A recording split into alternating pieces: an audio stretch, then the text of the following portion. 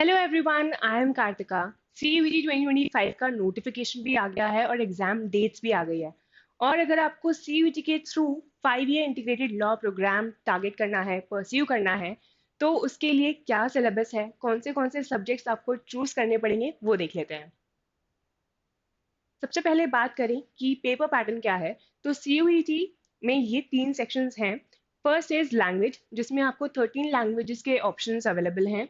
Second is domain specific subject, जहां आपको 23 domain specific subject available हैं।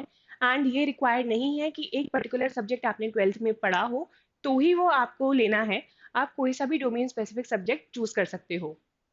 Section 3 is general aptitude test, और सबका अलग अलग पेपर होगा। हर पेपर में 50 क्वेश्चंस आएंगे, 5 मार्क मिलेंगे सही आंसर के लिए, and there is a negative marking of -1।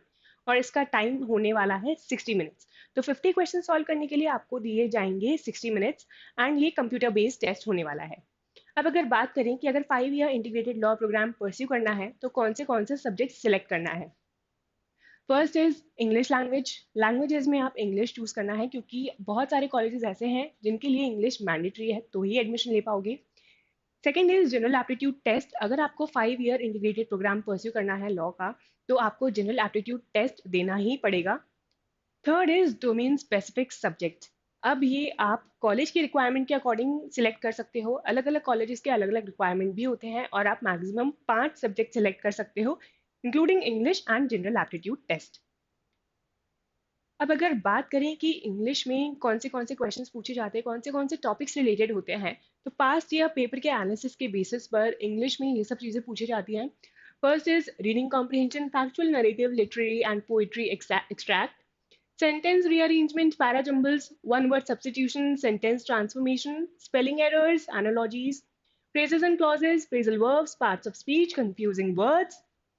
उसके बाद error spotting, question tags, match the column fillers, letter writing skills, adverbs, modal verbs, foreign words and phrases, narration, idioms and phrases, tenses, synonyms and antonyms, active and passive voice, figures of speech. तो अगर देखा जाए तो English में जितना भी आपने class 12 तक पढ़ा है उसमें से कुछ भी पूछा जा सकता है, तो मेक श्योर आप अच्छे से रिवाइज करके जाएं और प्रैक्टिस करके जाएं। Next is general aptitude test. अब जनरल एप्टीट्यूड टेस्ट की बात करें तो इसमें कुछ एकदम नया नहीं आएगा। अगर आप अभी तक लॉ एंट्रेंसेस की प्रिपरेशन कर रहे हो तो सारी चीज़ें सेम ही रहेगी। अब अगर जनरल एप्टीट्यूड टेस्ट की बात करें तो इसमें मेजर 3 सेक्शंस हैं। First is quantitative ability, second is reasoning ability, and third is GK and current affairs. तो चलो देख लेते हैं इन सेक्शन में अब क्या क्या क्वेश्चंस आ सकते हैं। क्वांटिटेटिव एबिलिटी की बात करें तो number system, simplification and approximation, problems on edges, percentage, profit and loss, simple and compound interest, ratio and proportion, average time, speed and distance, ports and streams, time and work, pipes and cisterns, permutation and combination, probability, geometry and mensuration, data interpretation, tables, charts and graphs. तो ये सब आप already पढ़ते आ रहे हो law entrances के लिए। And अगर आप क्यूटी की प्रैक्टिस नहीं कर रहे हो, उस पर बिल्कुल ध्यान नहीं दे रहे हो, तो आप जो भी अच्छे कॉलेजेस हैं जो एंट्रेंस के थ्रू अभी ले रहे हैं एडमिशन्स, वो आपके हाथ से चले जाएंगे। तो मेक श्योर क्यूटी बिल्कुल नहीं छोड़ना है।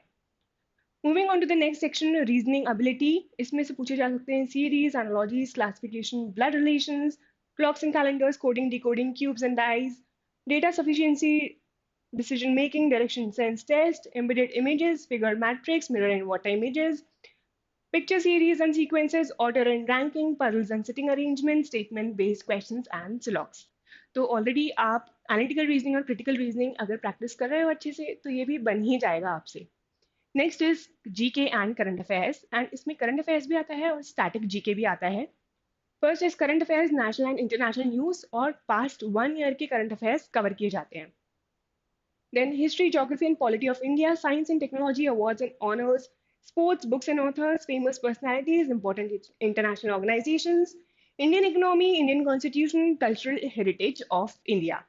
तो ये पूरा सिलेबस है जनरल एप्टीट्यूड टेस्ट का। अगर आप बाकी अदर लॉ एंट्रेंसेस की भी तैयारी कर रहे हैं तो इनकी प्रैक्टिस ऑटोमेटिकली आपकी हो रही है। अब बात करते हैं डोमेन स्पेसिफिक सब्जेक्ट की, कौन सा सब्जेक्ट सिलेक्ट करना चाहिए और इसका सिलेबस क्या होगा। तो डोमेन स्पेसिफिक सब्जेक्ट आपको अकॉर्डिंग टू दैट कॉलेज जिसमें आप एडमिशन लेना चाहते हो वो सिलेक्ट करना पड़ेगा। रिक्वायरमेंट नहीं है तो आप नहीं भी चूज करो चलेगा, बट अगर रिक्वायरमेंट है तो आपको ऑप्शंस भी मिल जाएंगे एंड अगर आपको ये जानना है कि कौन से कॉलेजेस के लिए कौन से सब्जेक्ट्स रिक्वायर्ड हैं, तो do let us know in the comment section below. So that's all for CUET 2025 syllabus. What else do you want to know about CUET? और अगर आपको कॉलेज की प्रेफरेंस लिस्ट जाननी है तो कमेंट सेक्शन में ज़रूर बताना. Thank you for watching.